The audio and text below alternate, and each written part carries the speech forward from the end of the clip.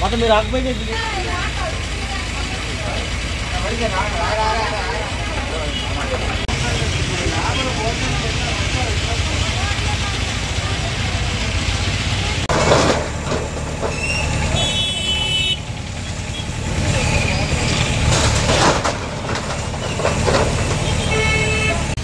నా పేరు గౌరీ అండి.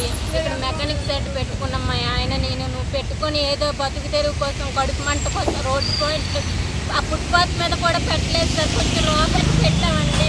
ఏంటి అంత మేము మేడలు కట్టాం, మిద్దులు కట్టామండి. రేకుల సెట్ కట్టుకునే దానికి ఏమో తిరగేస్తారు. మీకు ఏమని కొద్దిగానే న్యాయం ఉందా? మా కడుపుల మీద మీరు కొడతారా? అంతే మేడలు కట్టిన వాళ్ళు అడగలేపారు. గెడ్లు అంటే పెద్ద పెద్ద షాపింగ్ కాంప్లెక్స్లు కట్టిన వాళ్ళు అడగలేపారు. మమ్మల్ని అడుగుతారా? మీకు ఎంత న్యాయమైన ఉందండి? మమ్మల్ని ఎందుకంటే అలా బాధ పెడతారు? మాకు ఈ 5,000 10,000 కూడా మాకు ఎక్కువే తెలుసండి. అలాంటి మీరు ఇలాంటి పని చేసినందుకు నిజంగా మాకు ఎంతో బాధ అనిపిస్తుంది. పిల్లలతో ఉన్నాం సార్, చిన్నపిల్లలు. మా పిల్లలు పెంచుకోవడానికి మేము పోషించుకోవడానికి మేమేమి మిమ్మల్ని డబ్బులు బంగారాలు ఏటి అడగలేదండి. మా బతుకు తెరువు కోసం మేము చిన్న దుకాణం మీకు ఎమ్మెల్యేలు మాకు ఇదివ్వండి లదివ్వండి అని మేము ఏది అడగలేదు. మా కడుపు మంట కోసం మేము బతుకుతున్నాం. అది కూడా మీరు చెడగొడితే మేము ఎవరితో చెప్పుకోవాలి సార్? కంప్లైంట్ ఇచ్చారంట సార్. ముందుగా ఒక ఇన్ఫర్మేషన్ చెప్తారు. ఆ రేపు ముక్కలైనా మేము ఒక పక్కన వేసుకుంటాం సార్.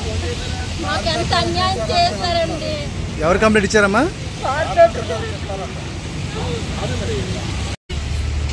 ఉద్యోగ సరస్వతి సార్.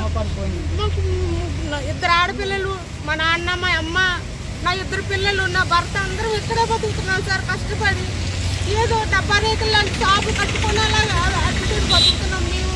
అవి కూడా మాకు లేకుండా చేశారు. చూడండి సార్, అన్ని పగలు కొట్టేశారు.